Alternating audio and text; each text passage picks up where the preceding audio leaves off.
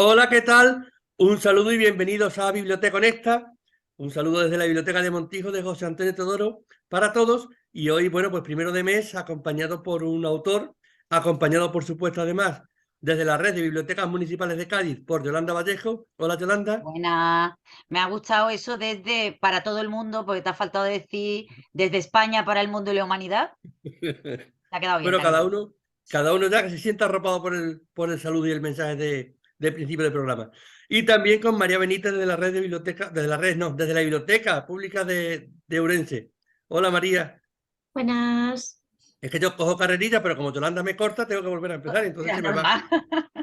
Y como decíamos, hoy tenemos autor invitado, el primero de mes, y el autor que tenemos creo que no necesita casi presentación porque es de sobras conocido. Está con nosotros Luis Landero. Hola Luis, ¿qué tal? Buenas tardes. Hola Luis. Y nada, pues decía que no necesita casi presentación porque podríamos tirar de leer el currículum con sus novelas, con todos los libros que ha editado, con los premios, pero igual se nos acababa el programa y no habríamos terminado. El último de ellos fue el Premio Nacional de Narrativa que recibiste el año pasado. Creo, ¿verdad? Que fue Premio Nacional de Narrativa el año pasado. Y, y bueno, pues un autor que de sobra conocido, ya digo, para nosotros un lujo porque además un autor extremeño, originario de Alburquerque, que se fue a Madrid en su infancia y a partir de ahí has desarrollado tus novelas, sobre todo en libros en los que cuentas mucho sobre tu propia biografía.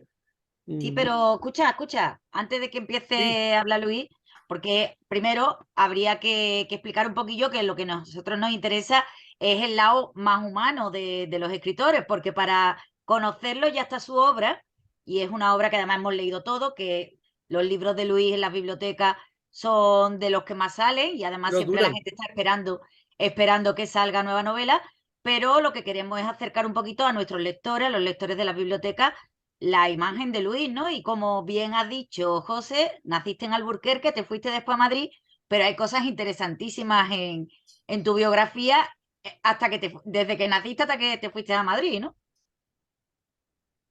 Bueno, claro. Bueno, bueno, lo primero de todo, yo encantado de estar aquí con vosotros, ¿no? Y, en fin. Claro, bueno, lo que ocurrió antes de irme a Madrid fue nada menos que mi infancia, lo cual es, la infancia es inagotable. La infancia es que no se acaba nunca, ¿no? Y cuando decía, parece que fue, ¿quién fue el que lo dijo? Bueno, no recuerdo muy bien, que que la patria es la infancia, Rique, eso Rique.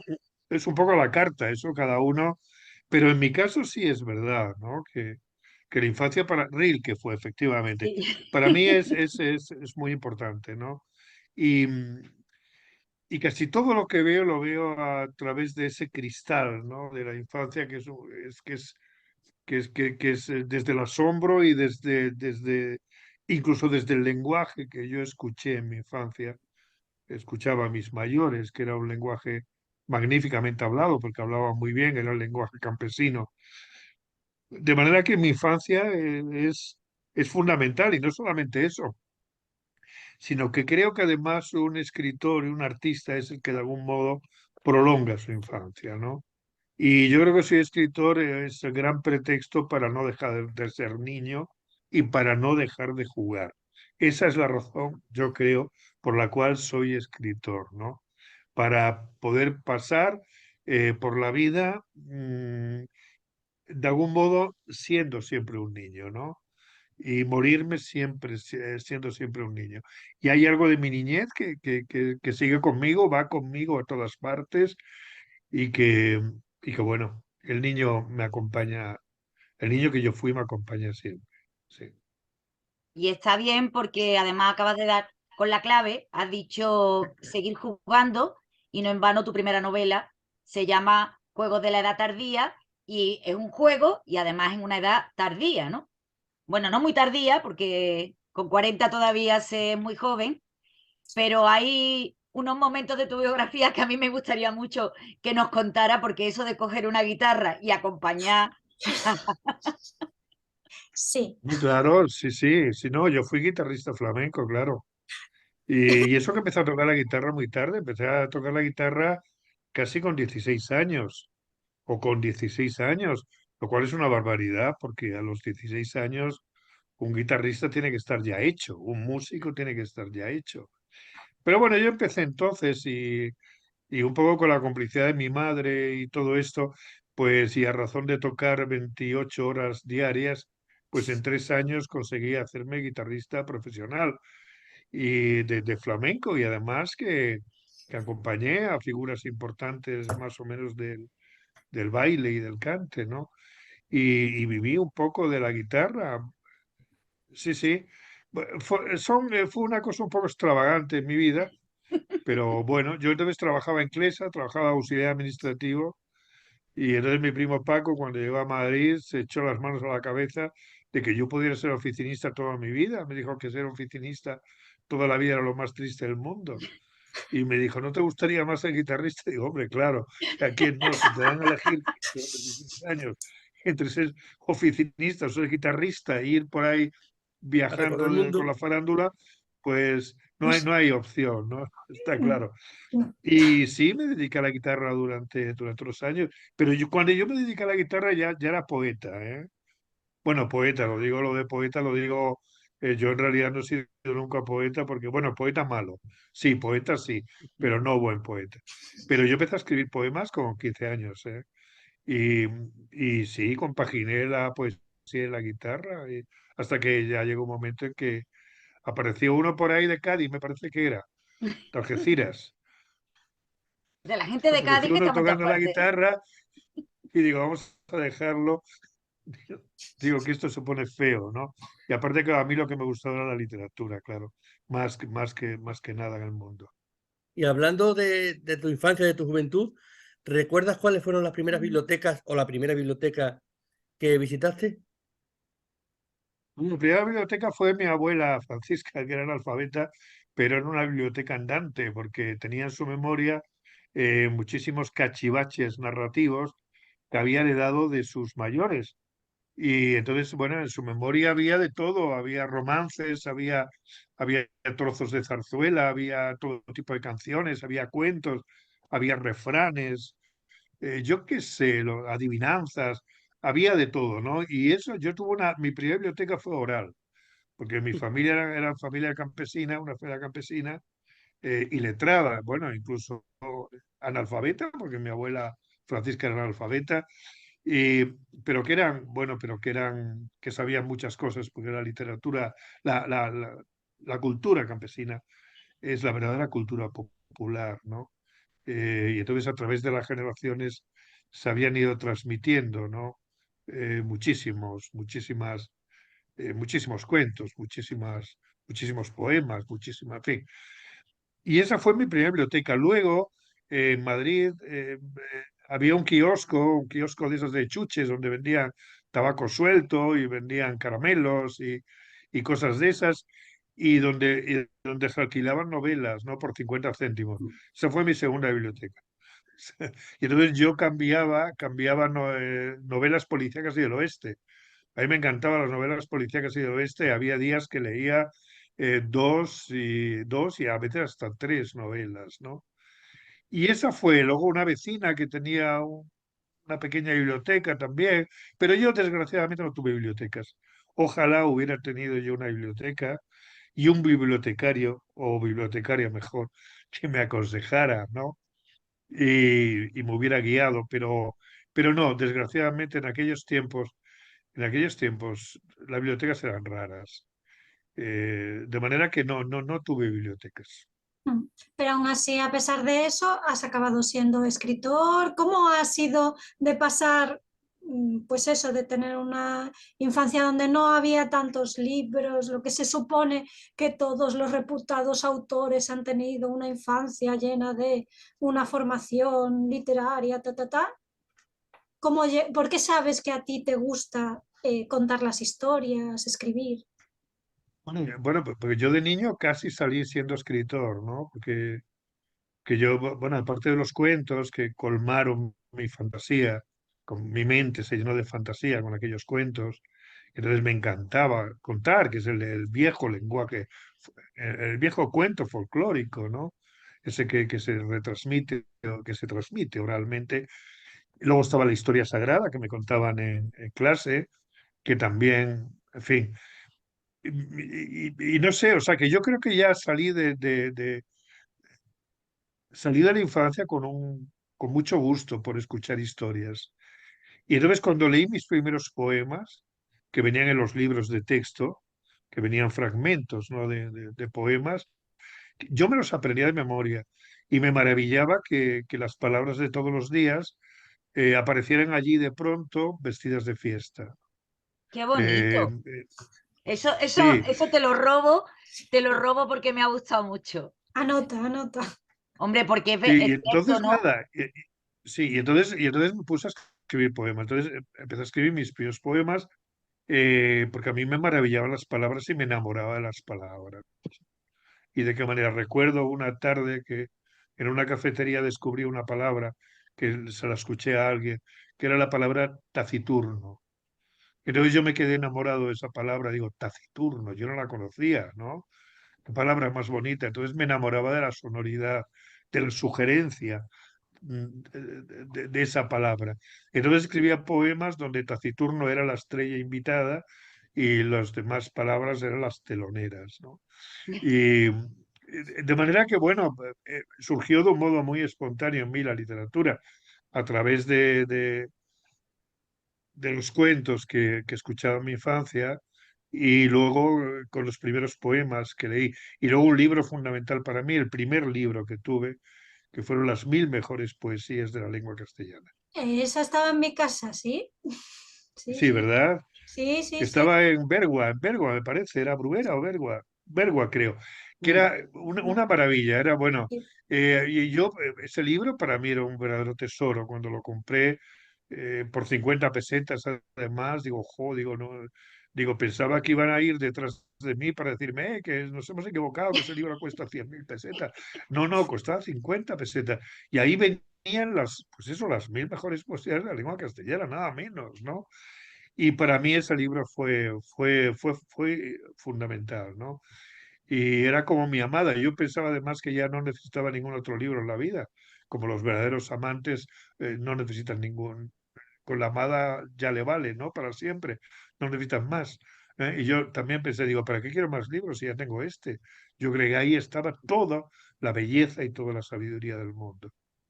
Bueno, y realmente es así porque en un solo libro pueden estar todos los libros, porque cada vez lo podemos leer en cada época de nuestra vida, en cada circunstancia de nuestra vida, las palabras van cargándose de distintos significados. Pero ¿cómo pasa uno de ser tal lector o de ser un lector o de enriquecerse y alimentarse con la lectura a necesitar alimentarse con la escritura? Pues no lo sé, yo creo que porque hay una cierta insatisfacción. Siempre se escribe desde la insatisfacción, ¿no? Entonces yo era un adolescente solitario, más bien, a pesar, bueno, tenía amigos y me llevaba muy bien con ellos y me encantaba la vida del barrio y demás, pero había un trasfondo muy solitario en mí, que todavía sigue, que siempre ha vivido conmigo. Y luego también esa insatisfacción de que la realidad no te vale, no te vale. Hay algo más que no sabes qué es, pero hay un vacío que necesitas llenar de alguna forma, ¿no? Normalmente a esa edad, a los 15, 16 años, pues normalmente se escriben poesías de amor, claro, porque las chicas del barrio no te quieren, ¿no? Y la más guapa es la que menos te quiere de todas. Y entonces dices, bueno, ¿qué hago? Entonces te pones a escribir poemas. Y escribes desde la insatisfacción. Y yo creo que es eso lo que hace que, pues eso, como decía Freud, la gente feliz no fantasea, solo los insatisfechos, ¿no? Y esa es la razón por la cual yo empecé a escribir, supongo, por mi fascinación por las palabras, por la fantasía y luego también por o sea, por mi amor a las palabras y a todo esto, y luego por la insatisfacción que había dentro de mí, una carencia que de algún modo necesitaba ser llenada por algo, ¿no? Y luego pasa uno a escribir una novela como Juegos de la Edad Tardía y al convertirse en uno de los autores más leídos y mejor posicionados por la crítica, ¿no? ¿Cómo se digiere eso? Pero eso pasó, pasaron muchísimas cosas antes, claro. Porque además, bueno, cuando uno empieza a escribir poesía, tiene muy claros cuáles son sus maestros. Es muy fácil identificar a tus maestros. En poesía ya sabes que está Bécquer y Espronceda, si quieres. Eh, Está Rubén Darío, Antonio Machado, Juan Ramón, está García Lorca, está Neruda, los del 27. Esos vienen en todas partes y es muy fácil tener un canon. Pero en la prosa no, y en la prosa a mí me costó hacerme un canon. Pero bueno, me lo hice poco a poco y demás. Y desde entonces eh, he vivido para la literatura. He vivido realmente para escribir. Ha sido lo más importante en mi vida en situaciones normales. Y, y bueno, pues empecé, cambié la poesía por la prosa hacia los 19 o 20 años, o por ahí, a los 20 años más o menos.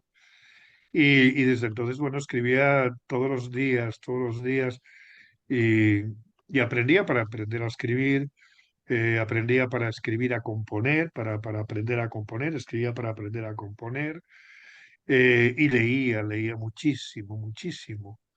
Y luego ya anduve muy desinformado hasta los 20 años, pero luego ya me informé muy bien y ya supe lo que tenía que leer. Y bueno, pues leí, yo qué sé, pues toda la novela realmente importante que había que leer, ¿no? Y leía para aprender, y leía, bueno, pues aparte del placer de leer, claro. De cualquier manera, te definías como un poeta malo y no sé, no podemos opinar a lo mejor porque no hemos leído esas poesías, pero yo casi que diría que no estoy de acuerdo contigo porque en tu narrativa, en tu prosa, es un lenguaje muy poético el que utilizas. No es solo qué es lo que escribes, sino cómo lo escribes. Yo creo que ahí está buena parte del éxito de tus novelas, porque es que, ya digo, es un lenguaje muy poético el que se sigue en muchos de ellos. Sí, bueno, Y además, no en vano fui poeta y entonces el poeta que yo fui se coló en calidad de polizón en mi vida, ¿no? Y bueno, se puede ser poeta escribiendo en prosa también, claro que sí. Entonces sí que es verdad que, bueno, a mí me gusta cuidar mucho el lenguaje. Estoy realmente obsesionado, ¿no? Por el estilo. Pero porque creo que el estilo es la forma y el fondo, es todo, ¿no? Y el cómo dices las cosas realmente es fundamental para decir lo que realmente quieres decir, ¿no? De manera que, bueno,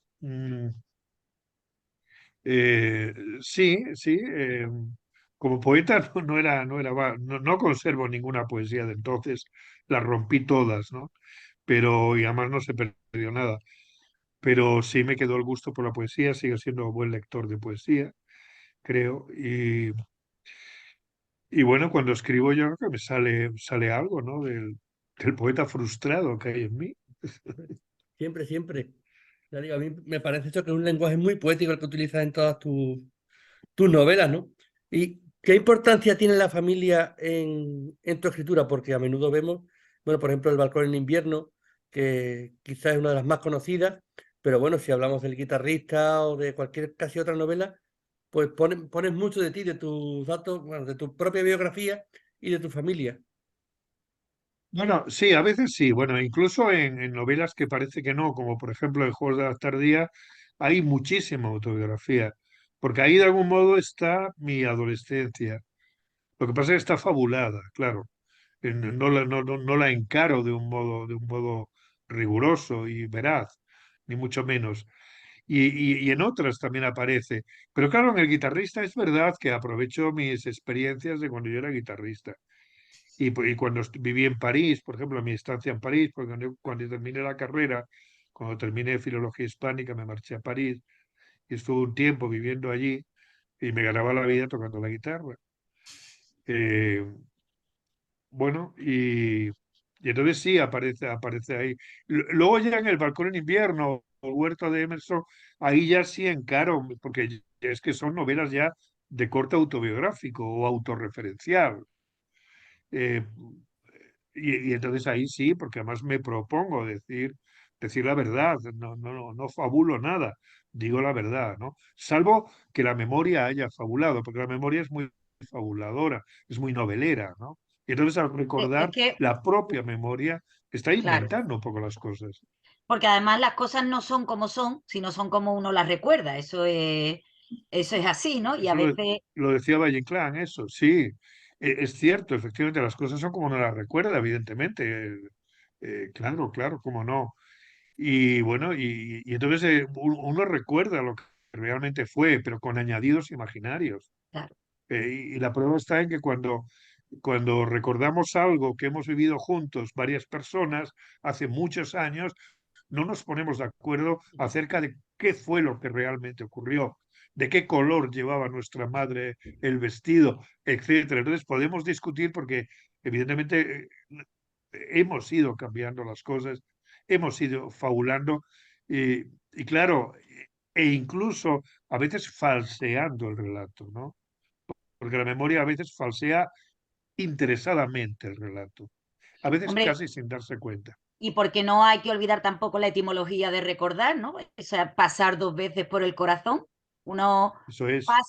pasa una vez como y la segunda vez ya pasa muy filtrada, ¿no? Y es justamente como si fuera el colador lo que se queda, el pozo ahí que se queda y es justamente lo que nos va conformando. Yo estoy encantada con Luis por 2 cosas. La primera, porque es un citero igual que yo. ¿Estáis viendo la Sí, sí. cantidad de citas que ya ha dicho? Sí, sí, ya, ya. Estaba pensando que hoy tenemos pelea de gallos. Y Sí, el segundo, y en segundo lugar, porque es de hispánica, igual que yo también, ¿eh? Que después ahí los bibliotecarios sacáis pecho de la biblioteconomía, pero los filólogos también. Bueno, es importante al final, yo creo que en este caso de Luis Landero, pues todo ese amor por la filología, pues lo que transmite lo que estaba diciendo, ¿no? El trabajar en lo que hablamos, en el cómo se dicen las cosas, ¿no? Que el texto que esté todo bien correcto, que esté todo, que vaya todo fluido. Porque muchas veces hablamos, sobre todo, por ejemplo, ahora con la juventud, con el tema de las redes sociales, que claro, que no se trabaja a lo mejor tanto, pues, en el estilo, no me salía la palabra, estaba buscándola ahí. No se trabaja tanto el estilo, ¿no? Y sin embargo, pues yo creo que leer a gente como Landero, pues es mucho mejor que si, bueno, vale por 20 clases quizás de lengua que pudieran darnos. Eso no es una pregunta, ¿no? No, No, no, eso no, es una reflexión. solo, Es que Eso es un halago. Es un- José de vez en cuando reflexiona en voz alta. pienso en voz alta y Muy como está bien, el me parece micrófono estupendo. encendido, pues sale. Pero, Me pero que parece sí, muy bien. sí, sí es cierto que muchas veces, pues bueno, yo creo que es un ejemplo fantástico en cualquier libro de los que cojamos de eso, de una clase perfecta de estilo pues para que sepamos desenvolvernos el día de mañana, ¿no? Que sepamos utilizar correctamente nuestra lengua, que es tan importante. Sí, no solamente la lengua escrita, también la lengua oral, porque a menudo ocurre, bueno, yo creo que antes hablaba mejor que ahora. Yo creo que los medios de comunicación han abaratado el lenguaje porque de algún modo lo han estandarizado, ¿no? Yo recuerdo el vigor expresivo, ¿no? Con que la gente hablaba antes. Era muy cuidadosa a la hora de hablar, se esmeraba en hablar bien. Luego ya a partir de con la radio y con la televisión, entonces lo que hay normalmente es un lenguaje correcto en el mejor de los casos, pero a veces carente de sangre, porque, porque le falta precisamente ese vigor del lenguaje oral. Es un lenguaje ya un poco eh, pasado, bueno, es un poco el lenguaje del locutor, ¿no? Es el lenguaje correcto, pero sin vigor expresivo. Y aunque bueno, todavía, porque yo a veces hago por el barrio, hablo con gente aquí y allá, eh, y entonces la gente tiene un modo muy, muy, muy expresivo de hablar. Yo creo que el verdadero genio del idioma está en el lenguaje oral antes que en el escrito, ¿no? Y para mí el modelo de estilo, para mí el mejor estilo es aquel donde se mezcla el, la tradición oral y la tradición escrita, como es el caso del Quijote, por ejemplo, o de la Celestina, o de Galdós, o de Juan Rulfo, o de Valle Inclán, y de tantos otros, ¿no? Donde efectivamente se ve que el autor ha aprendido del lenguaje oral, porque el lenguaje oral está latiendo ahí, el lenguaje, el verdadero lenguaje popular, no vulgar, sino popular, y a la vez eso se ha mezclado armónicamente con la tradición escrita. Y entonces lo escrito y lo oral forman una mezcla maravillosa. Y para mí ese es el modelo, el verdadero modelo de estilo. Y mezcla maravillosa cuando de pronto uno se convierte, que no me la has contestado antes, cuando uno se convierte de pronto en un escritor de referencia, ¿cómo se vive eso? Bueno, pues ¿cómo se va a vivir? Pues no tiene nada de particular. Por eso no le veo. Hombre, con cierto asombro y también con cierto, naturalmente con gusto y claro, con uno agradecido y satisfecho, ¿no? De que su trabajo se reconozca. Es como al actor que le aplauden al final de la función. También con cierto miedo, ¿no? Porque cuando eres así más o menos conocido y tienes ya tus lectores, sabes que no puedes defraudarlos. Y de algún modo escribes con cierta responsabilidad y eso es malo. Hay que, hay que soltarse, hay que escribir como uno es, ¿no? Bueno, eh, pero bueno, pero por lo demás no tiene importancia, porque el día, lo que tiene realmente importancia a la hora de escribir es el día a día, el que te levantas por la mañana y tienes en marcha una historia. El que hayas tenido éxito o no, hombre, es importante, por lo menos tener cierto éxito, porque si no tienes ningún éxito, si no te lee nadie, joder, eso es muy triste, ¿no? Pero, pero bueno, es igual. Yo, por ejemplo, soy un escritor muy inseguro, que no creo demasiado en mí mismo, y a mí el éxito me ha curado. El éxito que haya podido tener, el prestigio que pueda tener, a mí no me cura de mi inseguridad. Yo tengo 74 años y me levanto por las mañanas y me pongo a escribir con el mismo temor y temblor que el enamorado cuando acude a su primera cita y con la misma inseguridad que cuando tenía 15 años. En eso no he cambiado nada, o sea, nada. De manera que da igual todo el éxito que uno pueda tener, porque a la hora de escribir uno está solo, con su pluma, con su papel, con las palabras, con su imaginación, en fin, con todo esto. Y el éxito no te ayuda en nada. Estás solo, realmente solo delante de algo que quieres decir y que no sabes cómo coño decir. Uy, Bueno, algo así. Decíamos de Yolanda que es una enamorada de las citas.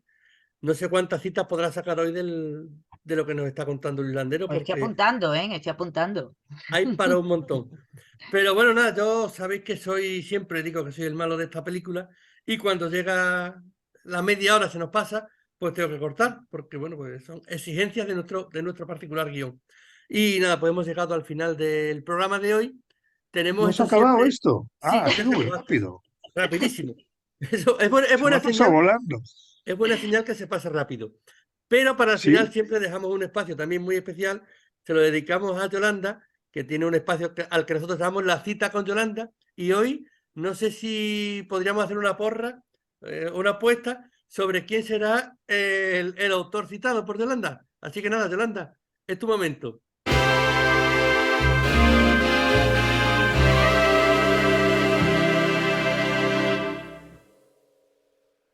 Hoy el autor no podía ser otro, nada más que Luis Landero, al que además leen con muchísimo apasionamiento los clubes de lectura de las bibliotecas, porque al fin y al cabo este programa era un poco pues, enfocado al público de la biblioteca, a los bibliotecarios y a los usuarios de la biblioteca. Luis tiene una cita que, bueno, pues se ha repetido Tiene más hasta de la una, ¿no? saciedad. No, tiene muchas, tiene una que se ha repetido mucho, pero que hoy nos viene muy bien y nos viene al pelo, que dice que yo intento ser un escritor sin oficio que está aprendiendo cosas continuamente. Y los que hemos aprendido cosas continuamente hoy, durante esta escasita media hora en la que te hemos podido conocer un poquito más, somos nosotros. Así que muchísimas gracias, Luis. Oye, muchísimas gracias a vosotros, Yolanda, María, José Antonio, ¿no? Sí. Que, que es estupendo lo que estáis haciendo, que es magnífico y de verdad que ha sido un gusto estar aquí y bueno, que un abrazo muy grande. Nada, por supuesto que el gusto yo creo que es nuestro, extensivo. Estoy seguro de que todos los que nos vean a través bien de YouTube, bien de Onda Cádiz o nos escuchen en nuestros podcasts, estarán encantados igual que estamos nosotros. ¿Qué siente, por cierto, ya la última, un escritor cuando ve sus libros en la biblioteca? Que esto es algo que nos interesa también a nosotros. Bueno, es lo mejor que le puede pasar, ¿no? Porque además el libro, mientras se está escribiendo, pertenece al escritor, pero una vez que se ha escrito ya pasa a la soberanía del lector. Y dónde mejor va a estar un libro que en una biblioteca, ¿no? Donde, donde puede ser leído, ¿no? Por un lector. Y de esa manera el proceso comunicativo de un libro se cierra, porque hasta que un libro no lo lee un lector, hasta entonces no está redondo, no está completado realmente, no se ha acabado de escribir el libro. Y además el libro, cada vez que se lee, como decía antes Yolanda, se vuelve a escribir otra vez, ¿no? Porque es como una reescritura, ¿no? Por parte del lector. Por esa reflexión nos quedamos. Decía Yolanda, por cierto, que en la red de bibliotecas municipales de Cádiz estaban leyendo a Luis Landero. Sí, sí, eh, sí, han empezado ahora con lluvia fina. Pues nada, esperemos que les sea muy productivo este programa y a todo aquel que quiera pues, conocer su obra, que se acerque a cualquier biblioteca, porque todas las bibliotecas tenemos prácticamente su obra al completo. Y nos veremos aquí la próxima semana, en 7 días, que tendremos una nueva edición de Biblioteconesta. Hasta la próxima. Adiós. Chao.